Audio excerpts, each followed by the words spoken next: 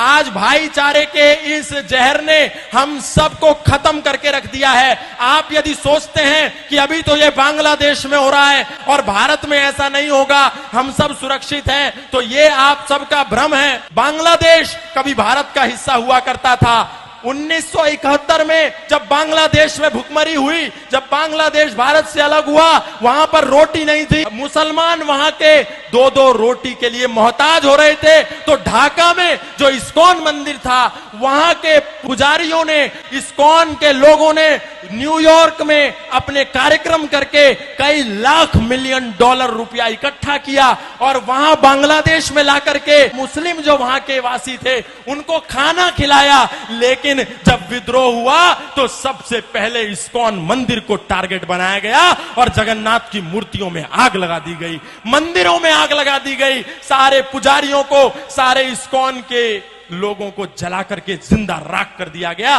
बांग्लादेश में जितने भी वो दंगाई थे आए और देखा कि ये हिंदू है, इसीलिए उनकी दुकानों में, उनके घरों में, उनके आशियानों में आग लगा दी गई। और हमको ऐसा लगता है कि हमारे भाई हैं। गाय को काट करके रोटी के साथ खाने वाले और गाय को अपने घर में बनी पहली रोटी देने वाले कभी भी भाई नहीं हो सकते, कभी भाई नहीं हो सकते।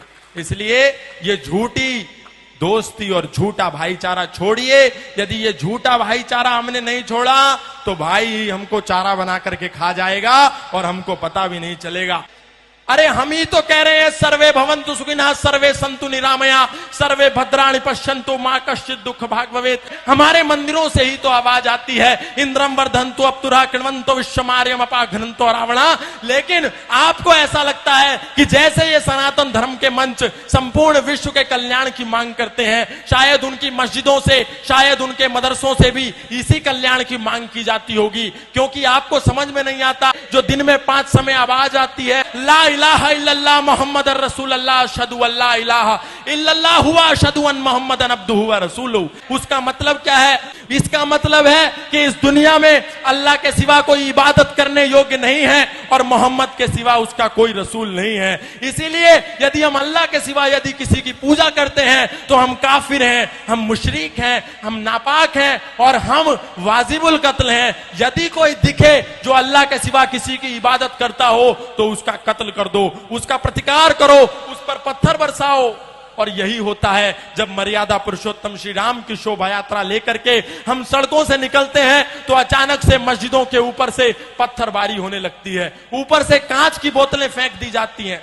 इसका तात्पर्य क्या है? हमको लगता है अचानक कैसे हुआ? अचानक नहीं हुआ, आपको तो दिन में 5 बार चेतावनी दी जा रही थी, आप ही नहीं सुन रहे थे।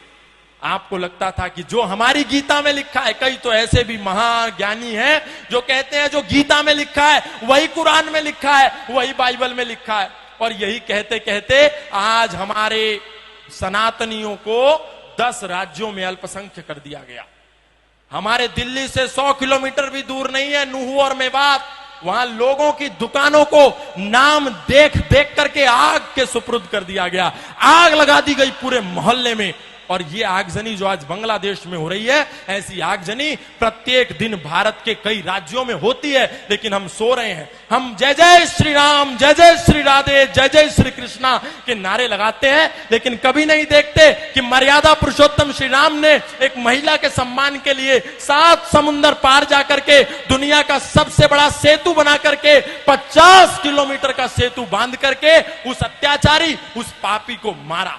मतलब ये हम सीखते नहीं, केवल सिया राम जय जय राम और कहानी खत्म। बस हमको इतने में ही शॉर्टकट रास्ते में मोक्ष चाहिए। हम ये नहीं कहते कि हम किसी का प्रतिकार करें, हम ये भी नहीं कहते हम किसी से हिंसक हो जाएं, लेकिन हम ये कहते हैं हम किसी पर अटैक ना करें तो कम से कम अपने पास डिफेंस का साधन रखें। सनातन धर्म कभी भी पहले अटैक के लिए नहीं कहता, लेकिन सनातन धर्म आत्मरक्षा की बात करता है, डिफेंस की बात करता है। अग्रतश्चतुरः वेदा पृष्ठतः सस्रम धनु इदम ब्रह्मम इदम शस्त्रम शापादपि शरादपि शस्त्रेण रक्षति ही राष्ट्र शास्त्र चर्चा प्रवर्तते। विश्वामित्रादि ऋषियों के यज्ञ हवन भी तभी सफल होते हैं जब पहरे पर स्वयं धनुर्धर राम खड़े होते हैं। यदि हमारे पास शस्त्र और शास्त्र नहीं होगा तो हमारा कल्याण 10 सालों में हो जाएगा, ये आप मान करके चलिए। आज सनातनियों ने अपने शस्त्रों को भी कोने में फेंक दिया और शास्त्रों में भी दूर हो गए, बोले बस इनको तो लाल कपड़े में रखेना। नहीं, राम वही जो मर्यादाओं की परिभाषा बने रहे, राम वही जो भारत भू की अंतिम आशा बने रहे।